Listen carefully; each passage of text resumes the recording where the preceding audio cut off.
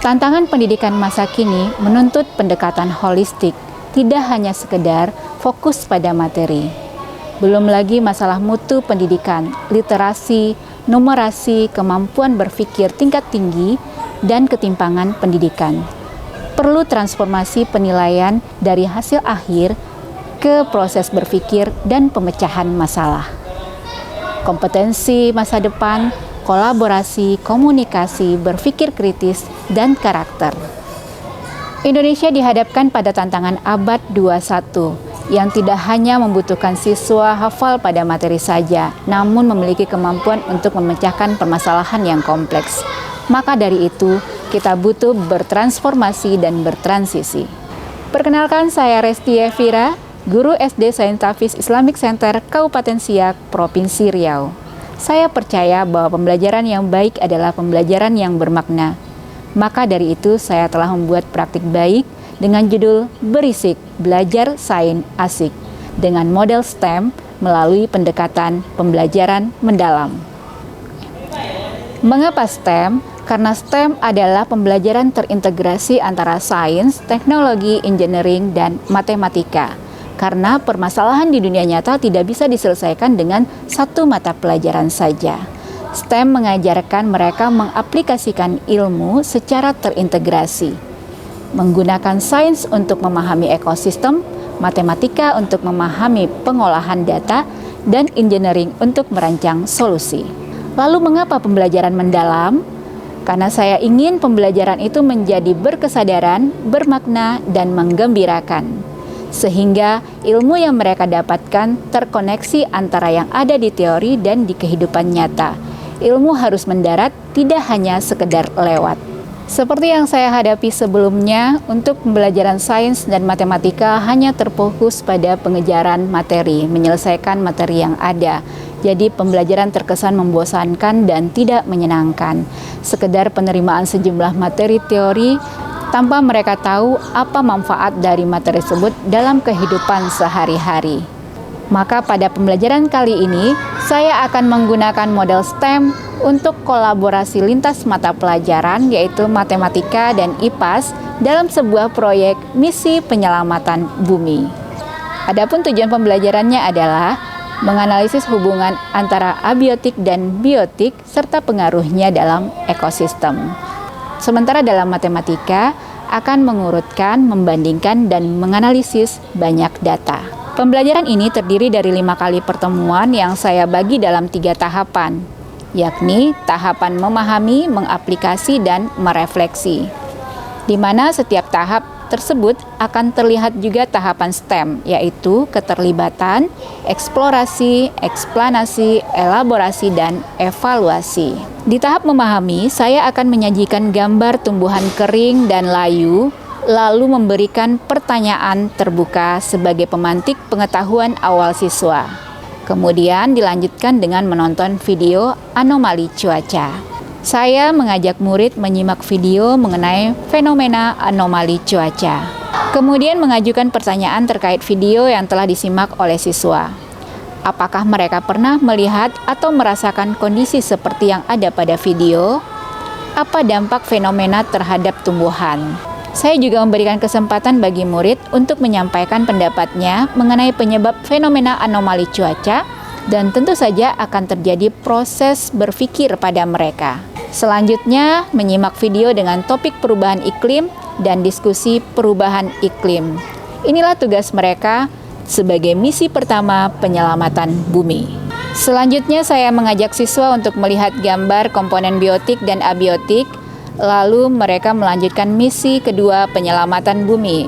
Mereka akan menentukan komponen abiotik yang dibutuhkan oleh tumbuhan agar dapat bertahan hidup dengan baik. Misi ini akan berhasil jika mereka mampu menyebutkan komponen abiotik yang dibutuhkan perannya bagi tumbuhan. Kemudian menjelaskan dampak dari kekurangan dan kelebihan sinar matahari bagi tumbuhan. Murid akan menjawab menggunakan sticky note dan akan menempelkannya di papan tulis. Saya dan murid membahas hasil jawaban pada setiap pertanyaan yang telah ditempel oleh murid pada papan tulis. Kemudian akan mengkonfirmasi apa yang menjadi kesimpulan dari setiap pertanyaan yang ada. Di akhir pertemuan, saya akan menampilkan sebuah game ekosistem yang saya akses melalui ruang murid aplikasi Rumah Pendidikan. Pembelajaran akan semakin menyenangkan bagi siswa. Sebelum pertemuan berakhir, saya akan meminta murid untuk mencari data tentang perakiraan cuaca melalui weather.com. Mereka akan mencari di rumah dengan bantuan orang tua untuk menentukan data keadaan cuaca selama 1 bulan terakhir. Di pertemuan kedua, menampilkan perakiraan cuaca, suhu udara, dan kelembaban di daerah SIA. Nah, pada hari ini saya akan membuka situs tersebut untuk menjelaskan kepada siswa bagaimana cara membaca cuaca ini. Terlihat di sana cuaca yang terjadi mulai dari hari ini sampai sebulan yang akan datang atau sebelumnya. Saya mengajukan pertanyaan kepada siswa, bagaimana rentang cuaca yang terjadi dan apa pengaruhnya terhadap tumbuhan. Saya memberikan apresiasi kepada semua siswa untuk melihat hasil pekerjaan mereka. Setiap siswa akan mencocokkan hasil penyajian data dengan keterangan kondisi cuaca yang ada pada hari tersebut dan mengaitkannya dengan pembelajaran misi kami penyelamatan bumi, apa yang perlu dilakukan untuk merawat tanaman jika kondisi cuaca masih seperti itu. Secara berkelompok mereka akan mendiskusikan salah satu cara untuk menjaga lingkungan dari pengaruh perubahan iklim. Setiap kelompok akan memberikan masukan apa yang akan mereka lakukan untuk misi mereka berhasil, yaitu melindungi tanaman penyelamatan bumi. Saya mengapresiasi pada solusi yang mereka berikan dan mengaitkannya dengan materi perubahan iklim. Dan perlunya kita menjaga tanaman, salah satunya dengan cara membuat rumah tanaman. Selanjutnya saya menyampaikan kepada murid bahwa kita akan membuat rumah tanaman.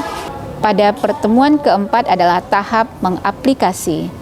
Setiap siswa secara berkelompok akan mendesain apa saja bentuk rumah tanaman yang akan mereka buat.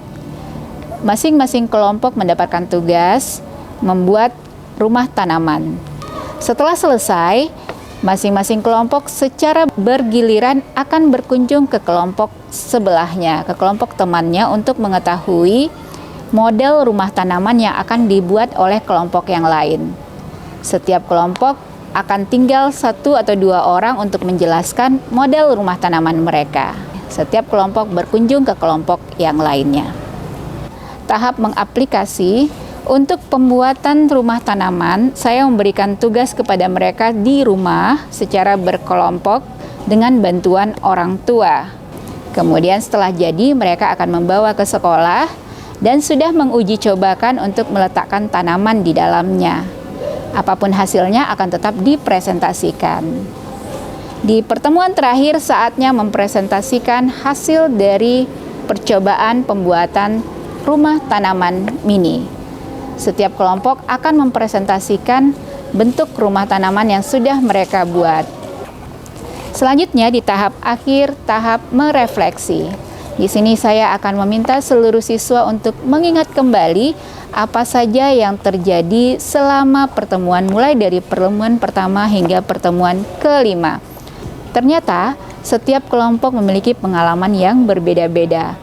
Kemudian terakhir saya menanyakan ide apa yang akan mereka buat setelah selesai mengerjakan proyek ini. Mereka mengatakan akan mencobakan untuk membuat rumah tanaman yang sesungguhnya dan menyampaikan kepada orang tua mereka bahwa ini adalah salah satu cara untuk melindungi tanaman yang ada. Demikianlah praktik baik yang telah saya lakukan dengan judul berisik, belajar sains asik dengan model STEM melalui pendekatan pembelajaran mendalam.